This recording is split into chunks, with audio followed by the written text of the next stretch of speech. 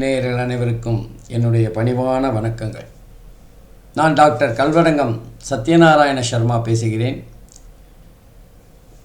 இன்றைக்கி நம்ம ராகு கேது பயிற்சியை பற்றி பார்க்க போகிறோம்.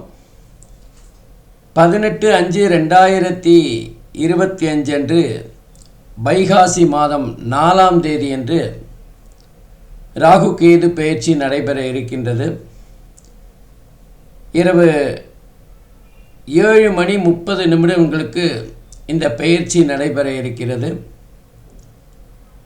இதுவரை மீன ராசியில் பூரட்டாதி 4வது பாதத்தில் சஞ்சாரம் செய்து கொண்டிருந்த ராகு பகவான் கும்ப ராசியில் பூரட்டாதி 3வது பாதத்தில் சஞ்சாரம் செய்ய இருக்கின்றார். கேது பகவானை பொறுத்தவரை இதுவரை கன்னி ராசியில் சஞ்சாரம் செஞ்சிருந்தார்.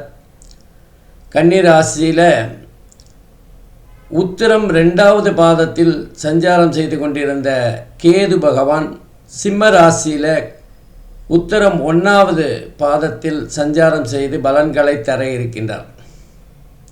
பொதுவாக அசுப கிரகங்களான ராகு கேதுவோட பலன்கள் எல்லாரும் எதிர்பார்ப்பாங்க. எப்படி குரு பயிற்சி பலன்களை எதிர்பார்க்குறாங்களோ அதே மாதிரி ராகு கேது பயிற்சி பலன்களையும் எதிர்பார்ப்பாங்க. ஏன்னா நமக்கு இந்த வாழ்க்கையில் எல்லாருக்குமே ஒரு ஆசை உண்டு, வேகமாக வளரணும். திடீர்னு நம்ம பணக்காரனாயிடணும். படிப்படியாக முன்னேறுவது பலருக்கும் பிடிக்காது. இந்த சினிமாலாம் காட்டுவாங்களே, ஒரு வருஷத்தில் அப்படியே திடீர் பணக்காரன் ஆகிற மாதிரி நம்ம திடீர்னு பணக்காரன் ஆகணும் அப்படிங்கிற ஆசை எல்லாருக்கும் இருக்கும். அந்த விஷயத்தை ரொம்ப கனகச்சிதமாக செய்யக்கூடியவர் ராகு பகவான். ராகுவை போல் கொடுப்பாரும் இல்லை, கேதுவை போல் கெடுப்பாரும் இல்லைன்னு சொல்லுவாங்க. ஆனால் இன்னொரு விஷயம் சொல்லணும். ஏன்னா ராகு கொடுப்பதை யார் தடுப்பார் அப்படின்னு சொல்லுவாங்க. உண்மையில் பார்த்திங்கன்னா ராகு கெடுப்பதை யார் தடுப்பார் அப்படின்னு சொல்லணும். ஏன்னா ராகு கேது பலன்கள் யாராலுமே தடுக்க முடியாத ஒரு விஷயந்தான். ராகு அப்படின்னா அது பிரம்மாண்டம் அப்படின்னு சொல்லலாம். அதே நேரத்தில் ராகு பகவான் சனி பலனை தரக்கூடியவர், சனியை போன்ற பலனை தரக்கூடியவர். ராகு கேது ரெண்டுமே எந்த ராசியில் இருக்கோ அந்த ராசிக்குரிய அதிபதியின் பலனை தருவார்கள், இருக்கிற இடத்தின் பலனை தரக்கூடியவர்களாக இருப்பார்கள். சுயபலன் இல்லை அப்படின்னாலும் ராகு கேதுவுக்கு சொந்த வீடு கிடையாது அப்படிங்கிறவங்க அந்த ராகு கேதுவோட பலாபலன்களை பார்க்குறப்போ மிக அற்புதமான வீரியமான பலன்களை தர இருக்கின்றார்கள். ராகு ஒரு விஷயத்தை பிரம்மாண்டமாக செய்து முடிக்கக்கூடியவர். அதே நேரத்தில் கேது பகவான் ஒரு குறுகலான, அதாவது ஒரு என்ன சொல்கிறது, ஒரு விஷயத்தை மிக மிக மென்மையாக அதே நேரத்தில் நுட்பமாக செய்து முடிக்கின்றவர். ராகுவும் கேதுவும் ஒன்றுக்கொன்று சமசப்தமமாக இருக்கிறதுனாலையும் என்னையோ தெரியல, பலாபலன்களிலும் ஒன்றுக்கொன்று மாறுபட்டதாக இருக்கும். ராகு அப்படிங்கிறது ஒரு அலி கிரகம். தந்தையாருடைய பாட்டனாரை குறிக்கக்கூடியது. அதே நேரத்தில் கேதுவானவர் தாயாருடைய பாட்டனாரை குறிக்கக்கூடியது. அப்போ இந்த ராகு கேது 2 கிரகங்களுமே தங்களுடைய காரகத்துவத்தை இந்த காலகட்டத்தில் செய்ய இருக்கின்றார்கள். குறிப்பாக சொல்லணுன்னா ராகு இப்போ பிரம்மாண்டம்னு பார்த்தோம். ராகு ஒரு வேலை விஷயத்தில் மிக அற்புதமான பலனை தரக்கூடியவர். ராகு கேது ரெண்டுமே 3, 6, 11 ஆகிய இடங்களில் அற்புதமான பலன்களையும் அதே நேரத்தில் 10வது வீட்டில் ஓரளவுக்கு நன்மையான பலன்களையும் தரவல்லவர். ரெண்டுமே ராகு கேது ரெண்டுமே பகைவர்களை வெல்லக்கூடியவர்கள். ராகு ஒரு விஷயத்தை எடுத்தார்னா அந்த விஷயத்தை மிக அற்புதமாக அதே நேரத்தில் நம்ம நினச்சே பார்க்காத அளவுக்கு பிரம்மாண்டமாக செய்து முடிக்கக்கூடியவர். ஒருத்தர் வாழ்க்கையில் வெகு வேகமாக உயர்ந்திருக்கிறார் என்றால் அதற்கு மிக முக்கியமான காரணி ராகுவாத்தான் இருக்கும். என்ன ஒரு விஷயம் அது நேர்மையான அளவில் முன்னேற்றமாக இருப்பதற்கு வாய்ப்புகள் குறைவு. ராகுன்னா அரசாங்கம் மூலமாக ஆதாயத்தை தருகின்ற ஒரு கிரகமாக பார்க்கப்படுகின்றது. அரசாங்கத்தில் உயர்ந்த பதவி, புகழ் போன்ற விஷயங்களை பெறுபவராக ராகு பகவான் இருப்பார். ராகுவின் ஆதிக்கம் பெற்றவர்கள் அரசாங்கத்தில் உயர்ந்த பதவியில் இருக்கிறத பார்க்கலாம்.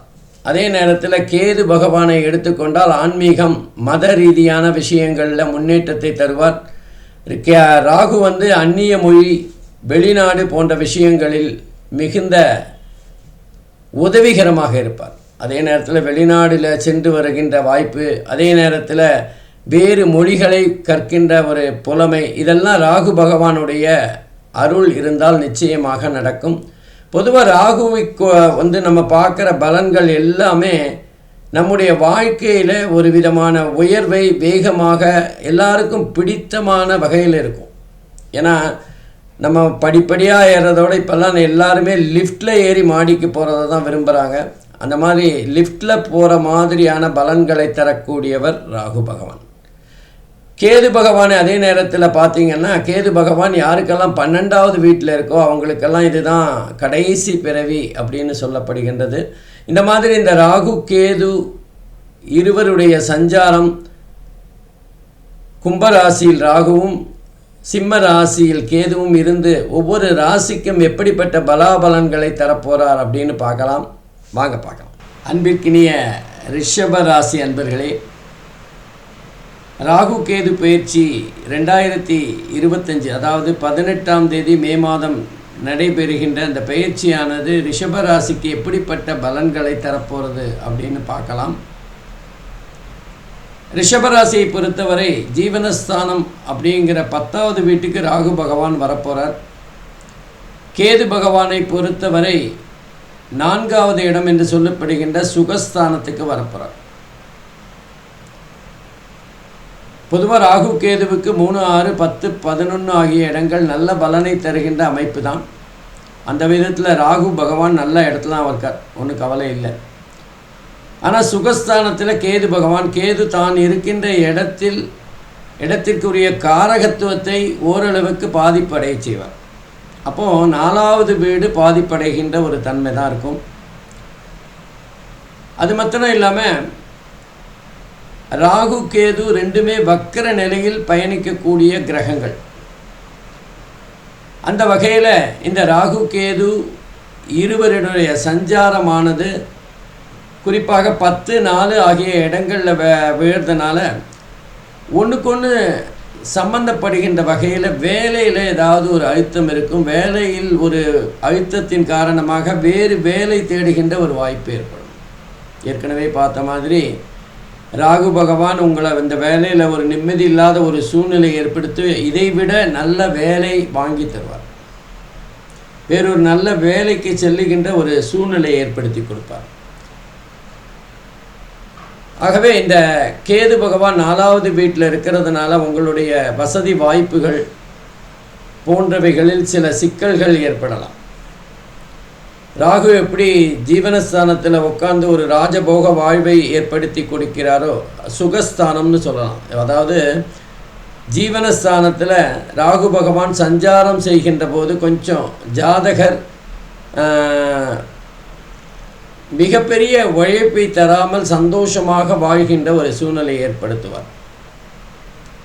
கஷ்டப்பட்டு வேலை பார்க்க மாட்டாங்க, ஆனால் அதே நேரத்தில் சம்பாதிக்கின்ற ஒரு சூழ்நிலை. ஆகவே வியாபாரம் செய்கின்றவர்கள், தொழில் செய்கின்றவர்களுக்கு மிக அற்புதமான காலகட்டமாக இருக்கும்.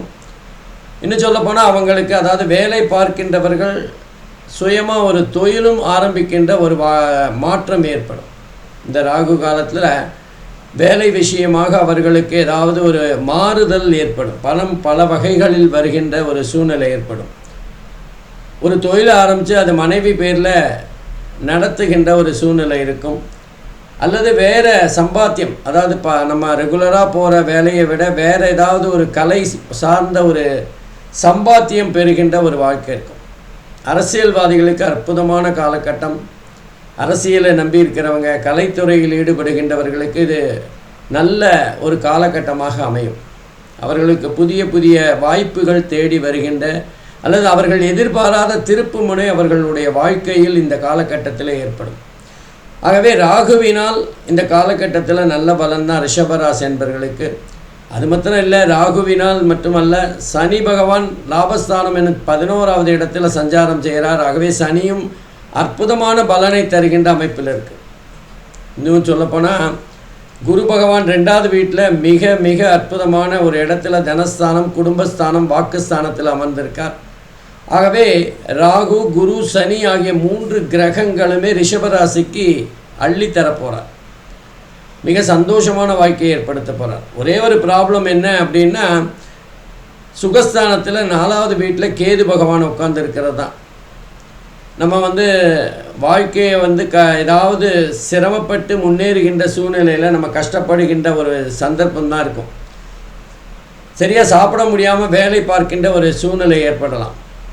சாப்பிட முடியும், பணம் இருக்குது, வசதி இருக்குது, எல்லாமே இருக்கும். ஆனால் சாப்பிட்றதுக்கான நேரம் இருக்காது, அல்லது சரியான நேரத்தில் சாப்பிட முடியாது, தூங்க முடியாது. அந்த மாதிரி ஒரு சுகஸ்தானம் பாதிக்கப்படுகின்ற போது அந்த மாதிரி ஒரு சூழ்நிலை ஏற்படும். பணம் இருந்தும் அதை அனுபவிக்க முடியாத ஒரு காலகட்டமாக இருக்கும். குறிப்பாக மாணவர்களுக்கு படிப்பில் ஏதாவது ஒரு சின்ன தடை ஏற்படும். பெரிய பிரச்சனை இல்லைன்னு இல்லை.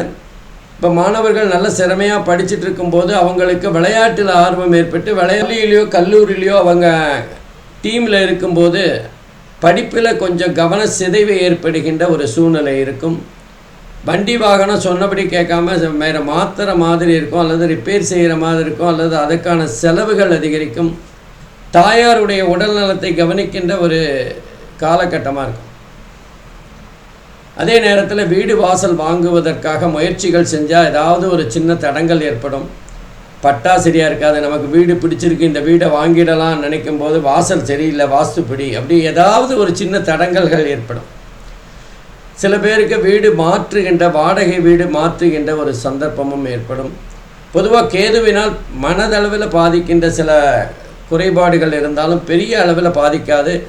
ரிஷப ராசிக்கு இந்த ராகு கேது பயிற்சி மிக அற்புதமான பலனை தரப்போகிறது. ஏன்னா ராகு, சனி, குரு ஆகிய 3 கிரகங்களுமே அற்புதமான இடத்தை உட்காந்துருக்கார். அதுவும் குறிப்பாக குருவோட பார்வையானது ராகு மேலே வேறதுனால வேலை விஷயத்தில் மிக அற்புதமான மாற்றங்கள், ஒரு ஜாலமே ஏற்படுகின்ற காலகட்டமாக இருக்கும்.